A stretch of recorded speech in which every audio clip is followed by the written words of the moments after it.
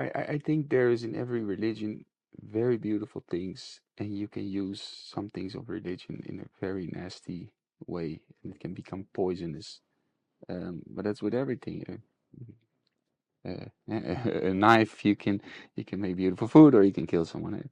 Um, the same with religion. As soon as it becomes also dogmatic, as soon as it becomes like a part of identification of you want to defend, but you don't believe what I believe, but you're wrong, you're going to hell, and it's judgment.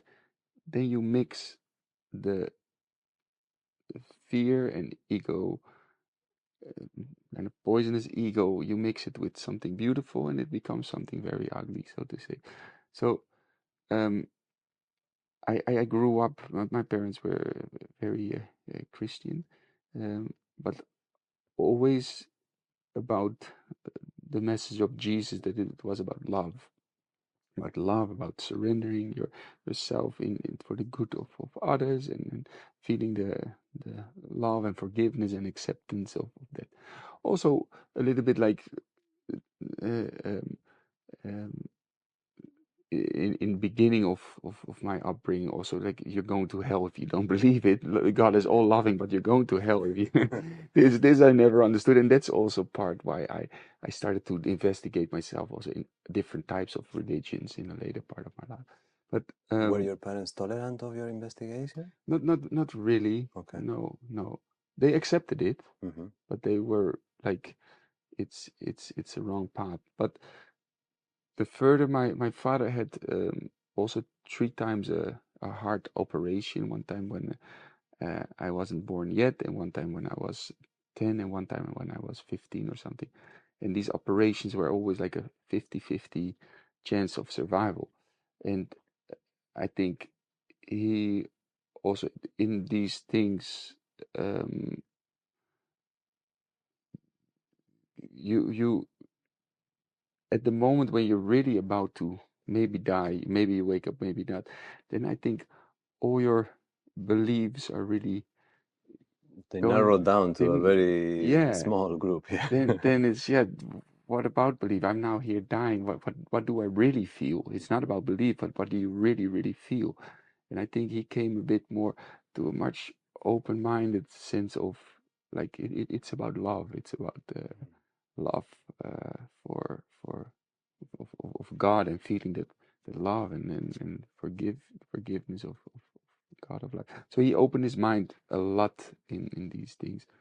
Um, but I think there's a very beautiful message in the teachings of Jesus. I think that's spot on, and whether you believe or not that he died for our sins, or for me that's not even that important. But if we look at His the life, core message, yeah, yeah, his persona. yeah, What a man. it's something so inspiring, so beautiful. And but then also in the Bible, it sometimes says, especially in the Old Testament, that it can be very about a violent, vengeful God. And then I don't feel much of a connection with it. Maybe because I don't understand it, because um, but then I feel, well, that part is just maybe not so much for me. I take out the part which is very inspiring.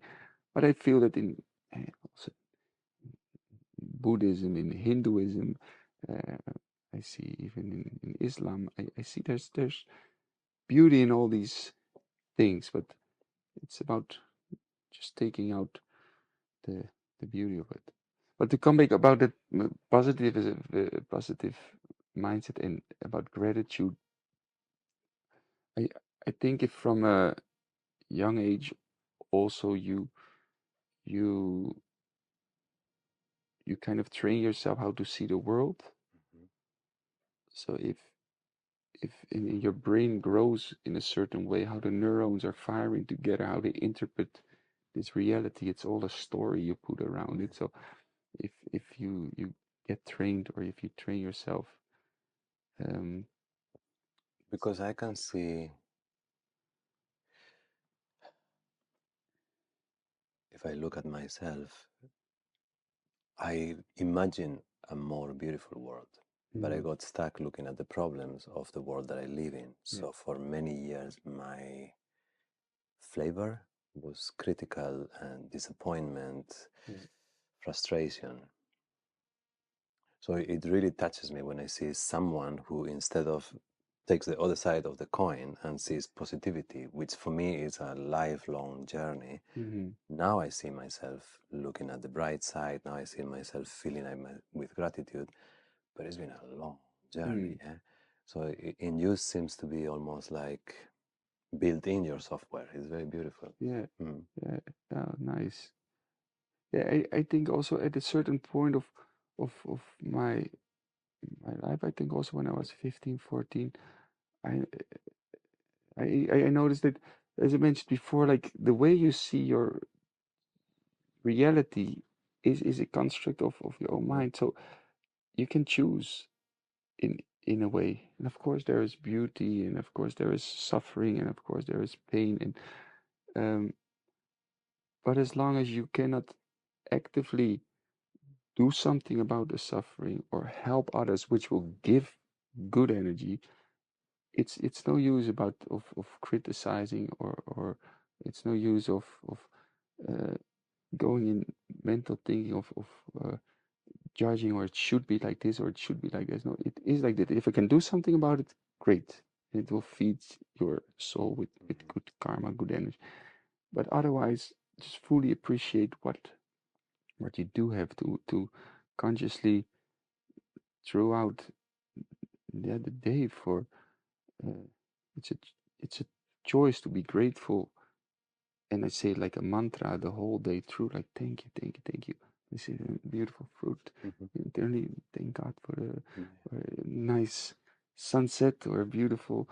Just take a moment to thank you, thank you, thank you. It's like you keep feeding the ability to see beauty and to feel gratitude in life. So it's a conscious choice, I think, and the more you do it, the more easy it becomes.